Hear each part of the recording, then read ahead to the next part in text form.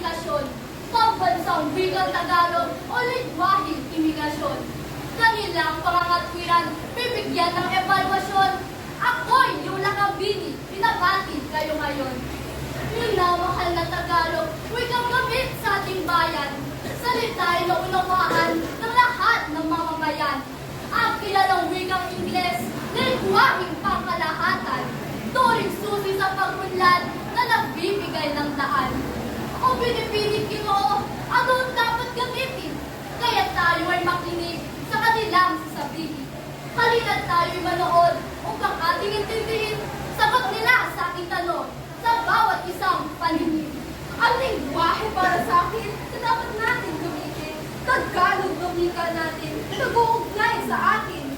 Kaya ang pagbansang wika, kaluluwa ng kultura, ang pagmamahal sa bansa sa salita na nakikita.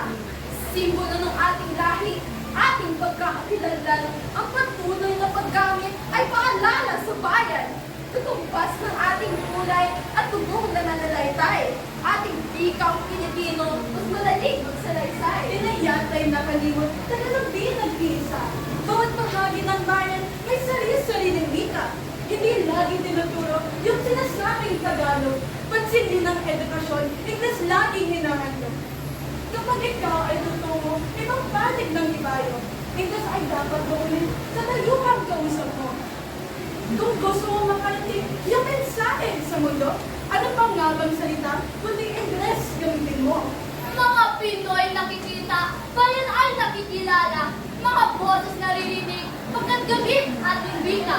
Pangugnay ng Tagalog, limitado sa ating bansa, subalit sa wikang Ingles, abot na ba sa Amerika? Mga isip at damdamin, pinapalayag sa kulong, mundo'y nakakaunawa, pagkaisa'y umuusbong. Pagkapili ng panalo, kailangan pa ng tulong. Pangakatwiran ituloy, yung Lakabini, puro. Bagamat Tagalog lamang ang ating unang salita, hindi tayo magiging bangga sa Ingles at ibang wika. Kapag di natin ginamit ating katutubong wika, mapapaon na sa limot ating wikang kultura. Sa inulat ng UNESCO, mas natututo ang bata, mataas ang edukasyon gamit ang unang salita. Konseptong komplikado, agad na unawaan. Pag-uusap ng Tagalog, hindi magkakalituhan. Titignan mo, Japan, Singapore, China at Pransya, lahat may sariling wika at mauunlad na bansa. Komunikasyong mabilis, bayan na nagkakaisa. Ang pagtungo sa pag-unlad, dulot ng sariling wika. Hindi pwedeng kaligtaan ang ating wikang kultura. Bagamat ang ating gamit ay universal na wika. Magbigay tayo ng pansin sa lumang lingwahe natin. Ang baybayin nating wika na ating alalahanin. Teknolohiya sa bansa, hana sa banyaga gamit. Terminolohiyang gamit, pihira sa wika natin. Kung sanay tayo magsalita, banyaga na Ingles na wika, mas madaling intindihin at magpakadalhasa. Sa pag-aaral ng siyensya, pati rin sa medisina, ito ay inilalakad sa dayuhan na salita. Lalo ipapaliwanag sa Tagalog itong paksa na walang pinagpaksalin bukod sa Ingles na wika. Landas sa pagkaunawa, susi na edukasyon, gabay sa pag-aaral sa susunod na henerasyon. Komunikasyong mabilis, komunikasyong malinaw, pagkaisa'y nadadala, pag-unlad abot tanaw. Ang teknolohiyang gamit, nagmumula sa kanila. Invensyon at medisina, mayroon dahil sa kanya. Inilalakad sa Ingles ang mahalagang paksa, pag-unaw at pagkaisa, kayo ang wika'y pag-asa. Yung Lakabini babalik muli sa harapan ninyo. Ako ay naupusisa, so panig na ba kayo? Kayo ba'y sangayon sa kung saan sila nakatayo? Sila'y pakinggan muli ang pagkatapos malayo. Kung kayo'y nakikinig sa aking paliwanagan, ano ang dapat isipin kundi Tagalog gamitin? Ingles ang nais gamitin para sa mga dayuhan, ngunit hindi naman natin ito kailangan na unahin. Ang aking mga sinabi ay mali kong babanggitin.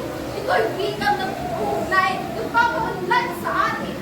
Sa gisag ng ating lahi, yaman ng ating kultura, ang bukan ng ating bayan at tatak ng ating bansa. Kagaya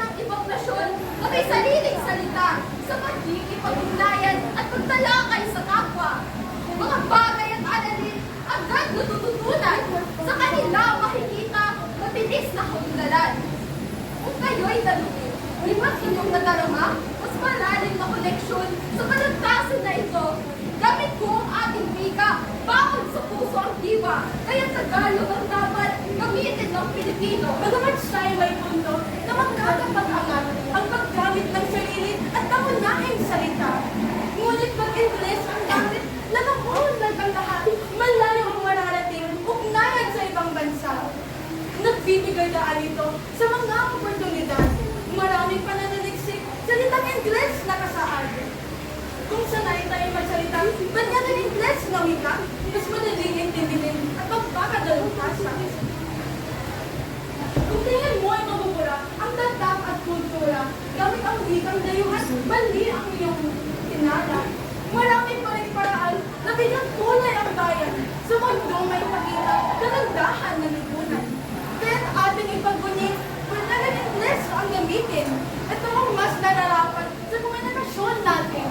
Mas nababagay ang wika para sa pangkalahatan. Buksan ang ating isipan, lingwaheng mas kailangan. Muling babalik sa inyo, nakapin ninyong tunay. Tensyon sa pagitan ninyo, sana naway ito'y umimlay. Kayo'y aking binabati, pagkat parehas mahusay. Ating aalamin ngayon, makatang pagtatagumpay. Ang ating pag-uusapan, pandaigdigang konteksto, oportunidad, pag-unlad, nais Ingles gamitin mo. Sumbalin ating kultura sa wika na kasalalay. Pagkaisa sa ating bansa, Tagalog ang pagsalaysay. Kanilang mga katwiran, pinuksan aking isipan. Nalaman sa bawat panig, sariling kahalagahan. Kaya sa aking pananaw, that sila'y di magtalunan. Sa paksang komunikasyon, that sila'y magtulungan. Wikang Tagalog at Ingles, kaya nagsama ay perpekto. Tunay pag-isay gamitin, may malaki